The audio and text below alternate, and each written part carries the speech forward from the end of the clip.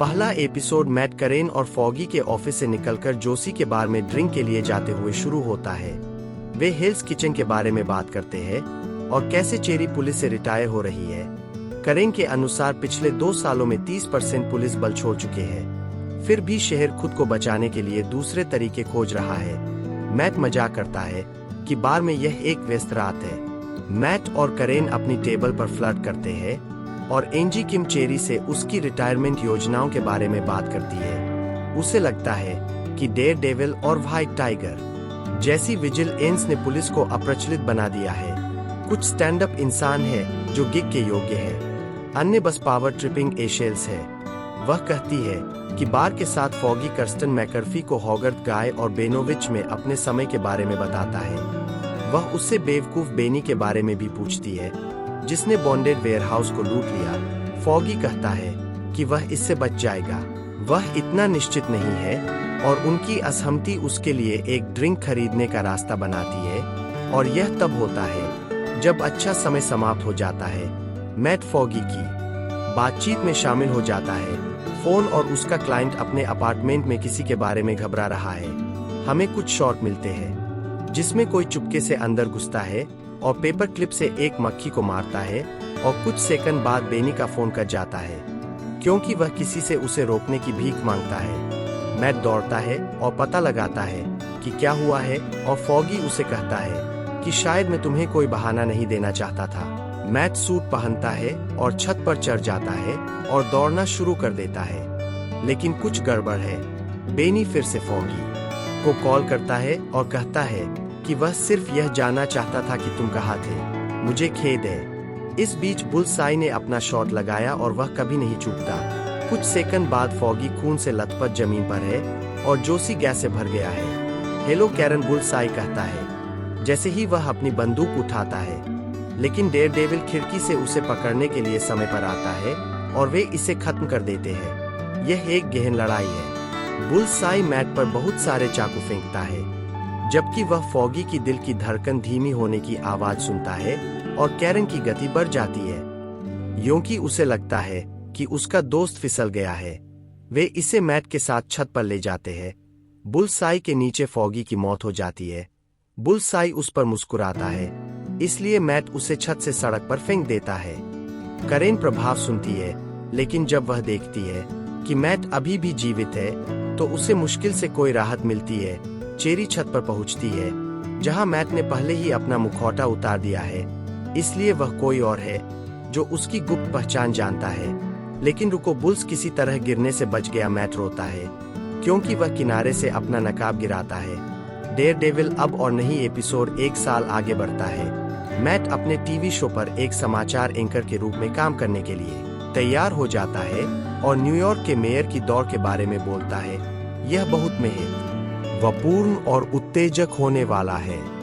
शहर के चारों ओर दिखाई देने वाले भित्ति चित्र अन्यत्र विल्सन फिस्क एक असामान्य भोजन के लिए बैठता है। वेनेसा, जिसने फिस्क के आपराधिक उद्यम को संभाल लिया है, 5 परिवारों के बीच एक असहमति को संभालता है। विशेष रूप से लुका नामक कोई व्यक्ति रेड हुक नामक क्षेत्र में आने के लिए भुगतान की मांग करता है, भले ही यह ऐसी किसी भी चीज से छूट प्राप्त है। संक्षेप में वह उन्हें शांत रहने के लिए कहती है और वे सुनते हैं क्योंकि वह उन्हें अपने मासिक राजस्व के बारे में बताती है। फिस्क अपनी उंगलियां हिलाता हुआ दिखाई देता है जैसे ही शटर उठाया जाता है। वेनेसा, वह धीरे से यह स्पष्ट करते हुए कहता है, यह पहली बार है जब उन्होंने सीजन 3 की घटनाओं के बाद से एक दूसरे को देखा है। फिस्क वेनेसा के प्रति अपनी वफादारी देख सकता है और वह अपने रास्ते में बाधा नहीं बनना चाहता है। वह खुद को फिर से एक साथ लाने की कोशिश कर रहा है और उसने अपने बारे में 2 पूर्ण चीजों को पहचाना है। वह उससे प्यार करता है और वह सोचता है कि वे न्यूयॉर्क के लिए चमत्कार कर सकते हैं। वह मेयर के लिए कैसे दौड़ना चाहता है। मैट अपनी नई फर्म मर्डोक और मैकर्फी में आता है और कर्स्टन उसे एक कॉफी देती है। वह उससे पूछती है कि वह कल के लिए कैसा महसूस कर रहा है और वह कहता है कि वह ठीक है, कल क्या है, खैर यह केवल अपने सबसे अच्छे दोस्त की हत्या के लिए बुल्सआई सजा। मैट उपस्थित सभी को बताते हुए खड़ा होता है कि आज न्याय नहीं होगा। यह इसलिए नहीं होगा क्योंकि जो भी सजा सुनाई जाएगी फॉगी नेल्सन केवल उसकी माँ ने उसे फ्रैंकलिन कहा था वह अभी भी मर चुका होगा। वह अपने शब्दों पर लड़खड़ाता है क्योंकि वह करेन की एड़ी को अदालत में चलता सुनता है इससे पहले कि वह खुद को संभाले। यह इसलिए नहीं होगा क्योंकि उसे फिर से नहीं देख पाऊंगा। हम आज या कल या कभी भी फॉगी को फिर से नहीं देख पाएंगे क्योंकि मेरा दोस्त की हत्या कर दी गई है। एक हिंसक और परेशान आदमी, एक स्वयंभू हत्यारा जो अपने कथित दुश्मनों की हत्या करने के लिए द्वेष रखता है, वह जारी रखता है। लेकिन न्याय की अनुपस्थिति में न्यायालय इस आदमी को दंडित कर सकता है और मैं आपसे आग्रह करता हूं कि कानून द्वारा अनुमत अधिकतम सीमा तक ऐसा करे क्योंकि वह दंड न्याय के सबसे करीब है। बुलसाई ने जवाब देने से मना कर दिया और न्यायाधीश ने फॉगी की मृत्यु की रात और उसके बाद से हत्या के 11 मामलों के लिए उसके पश्चाताप की कमी को नोट किया। वह उसे पैरोल की संभावना के बिना आजीवन कारावास की सजा सुनाती है। कोर्टरूम के बाहर मैट और करेन कुछ समय के लिए मिलते हैं। वह सैन फ्रांसिस्को चली गई है लेकिन वह मैट के कॉल या संदेशों का जवाब नहीं दे रही है। मेरा दोस्त भी मर गया मैट और मैंने तुम्हें खो दिया। तुमने मुझसे हफ्तों तक बात नहीं की। मैं आधे रास्ते में था और आधे रास्ते में वह कहती है कि वह उसे जवाब न देने और इसे समाप्त करने के लिए माफी मांगती है और वह कहती है कि वह खुश है कि वह इतना अच्छा कर रहा है। मैं यह मानने से इनकार करता हूँ कि एक त्रासदी ने वह सब कुछ नष्ट कर दिया जो वह कहता है और वह जवाब देती है कि ऐसा हुआ। करेन मैट से पूछती है कि वह इसके बारे में क्या करने जा रहा है। डेयरडेविल, मैंने खुद से वादा किया था कि मैं सिस्टम को सब कुछ संभालने दूंगा। इसके अलावा मैं अब वह नहीं हूं और मैं खुद को ऐसा नहीं होने दूंगा। वह कहता है। जैसे ही कैरन जाने के लिए उठती है मैट लगभग कराहता है क्योंकि वह उसे रहने के लिए विनती करता है। वह उसे कुछ देती है जो उसे जोसी के पास मिली थी। फॉगी के मरने के बाद उसके काउल से एक सींग वह उसे अकेला छोड़कर चली जाती है। उस रात मैट अंधेरे में खुद के लिए खाना बना रहा था जब उसने फिस्क को न्यूयॉर्क के लोगों को संबोधित करते हुए सुना। वह टीवी चालू करता है ताकि वह सुन सके कि वह क्या कर रहा है। विजिलेंट वे बेलगाम भागते हैं। अच्छा, पुलिस वाले बुरे पुलिस वालों से डरते हैं। खैर, उन्हें बस परवाह नहीं है। शहर की सड़कें अब सभी लोगों के लिए सुरक्षित नहीं है। आज रात मैं सिस्टम को ठीक करने के लिए एक प्रतिबद्धता बना रहा हूँ। आज रात मैं न्यूयॉर्क के मेयर के लिए अपनी उम्मीदवारी की घोषणा कर रहा हूँ, वह कहता है और मैट इतना हैरान है कि उसका खाना उसके पीछे जलता है। फिस्क के बेस पर उसकी अभियान प्रबंधक शीला उसे कम अपरंपरागत व्यवहार की ओर ले जाने की कोशिश करती है लेकिन उसके एड्स में से एक डैनियल ब्लेक कहते हैं कि उन्हें कुछ भी नहीं बदलना चाहिए क्योंकि उनके विलक्षण दृष्टिकोण ने ही उन्हें इतनी जल्दी लोकप्रिय बनाया है। फिस्क उनसे पूछते हैं कि वह उनके लिए वोट क्यों करेंगे। आपने अपने लिए काम किए हैं, अब आप न्यूयॉर्क के लिए काम करेंगे। मेरा मतलब मेयर फिस्क से है। यह ग्रह पर सबसे अच्छी बात है। वह कहते हैं कि फिस्क बहुत ठंडा रहता है लेकिन वह अगले दिन उसे स्पष्ट रूप से पसंद करता है।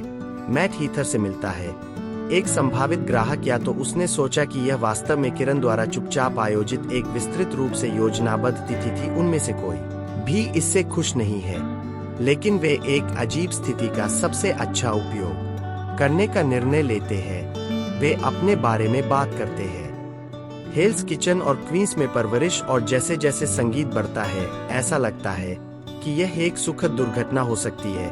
मैट कर्स्टन से भिड़ने की कोशिश करता है लेकिन वह इस तथ्य को छिपा नहीं सकता कि तिथि अच्छी रही। मैट चेरी से मिलता है जो फिस्क के अभियान में खुदाई कर रही है और उसके आश्चर्य के लिए यह साफ है। अगर मुझे बेहतर नहीं पता होता तो मैं उसे बेहतर तरीके से जानता। मैं कहूँगा कि वह ईमानदार लगता है, जैसे वह वास्तव में शहर के लिए कुछ करना चाहता है। अगर यह शहर वास्तव में उसे चुनता है तो शायद न्यूयॉर्क को वह मेयर मिल जाए जिसके वह हकदार है। बाद में उस रात मैट फिस्क की बहस सुनता है और कैसे उसने सतर्कता हिंसा को सहन किया है और मैं आपको आश्वस्त कर सकता हूं कि गोली लगने के बारे में कुछ भी सूक्ष्म नहीं है। वह अपने प्रतिद्वंद्वी को रौन देता है जो न्यूयॉर्क में सतर्कता को पंजीकृत करना चाहता है। यह कैंसर की किराने की सूची बनाने जैसा है। मैं उपचार का प्रस्ताव करता हूँ। फिस्क कहते हैं कि मैट फिस्क को पाता है क्योंकि वह भीड़ से निकलता है और कॉफी के लिए जाने के लिए कहता है। वे एक साथ बैठते हैं और मैट उसे बताता है कि उसका कदम हल्का है। फिस्क सोचता है कि यह एक प्रहार है लेकिन मैट का मतलब ईमानदारी से था, मैं मानता हूँ कि यह पूरी तरह से अप्रिय नहीं है। फिर मिलेंगे, वह कहता है। फिस्क मैट को बताता है कि कैसे उसने किसी को सलाह देने की कोशिश की लेकिन उसने उसके चेहरे पर गोली मार दी। युवा पीढ़ी, हम क्या कर सकते हैं? वह हंसता है। यह बहुत ही मिलनसार है, लेकिन फिस्क बता सकता है कि मैट उस पर नजर रख रहा है। अब आप लोगों के आदमी है। मैट कहता है कि एक अमीर आदमी अपने स्वभाव से स्वार्थी होता है, एक मेयर अपने शहर की सेवा करता है। फिस्क उसे बताता है।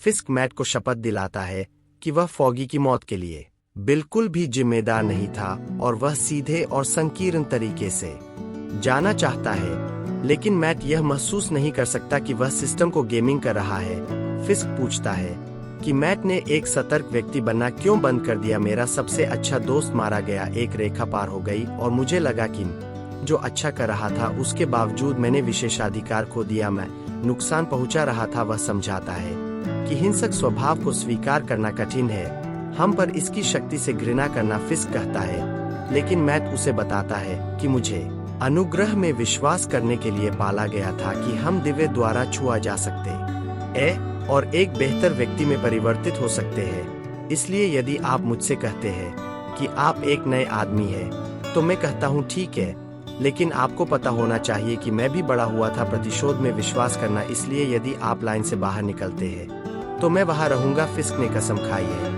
कि यदि मैट ने फिर से डेयरडेविल की भूमिका निभाई तो इसके परिणाम होंगे। मैं मूर्खतापूर्ण वेशभूषा में इधर उधर भागते लोगों को बर्दाश्त नहीं करूंगा। वह कहता है। मैट चला जाता है और हालांकि यह एक तनावपूर्ण नोट है, यह अभी भी समझने का एक तरीका है। मैट हीथर के साथ दूसरी डेट पर जाता है, लेकिन वह अपने आसपास कार रेडियो से फिस्क की हवा की आवाज की खबरों से विचलित हो जाता है। हीथर उनके इतिहास के बारे में पूछती है और मैट कहता है कि उनके रास्ते कई बार पार हो चुके हैं। वह न्यूयॉर्क को एक उद्धारकर्ता बेच रहा है, वह एक राक्षस है। वह उसे बताता है कि जब भीड़ सड़कों पर जश्न मनाना शुरू करती है, फिस्क और वेनेसा छत पर जाने से पहले अपने बेस पर एक दूसरे को देखते हैं। वह बताता है कि वह एडम के बारे में जानता है, उसे मत मारो। वह पूछती है, लेकिन वह वादा करता है कि वह अब उस तरह का आदमी नहीं है। मेरे साथी नागरिकों, आज रात आपने एक नई सुबह की शुरुआत की है, समृद्धि का समय और सबसे महत्वपूर्ण बात सड़कों पर शांति, आशा का समय। मैं आपसे वादा करता हूं कि मैं आपके मेयर के रूप में उस आशा पर खरा उतरूंगा। हमारे पास एक लंबा रास्ता है, हमारे आगे बहुत कुछ करना है, लेकिन मैं आपको बताना चाहता हूं, आज रात और हर रात मैं न्यूयॉर्क से प्यार करता हूं। वह अपने विजय संबोधन में शहर को बताता है कि सड़क पर वापस आते समय हीथर मैट को आराम करने की कोशिश करने के लिए कहती है और वे चूमते हैं। जब वह जयकारे लगाती भीड़ के बीच से चलता है तो वह उत्सव के नीचे भय और आतंक की चीखें सुनता है। FIS न्यूयॉर्क में आपका स्वागत है।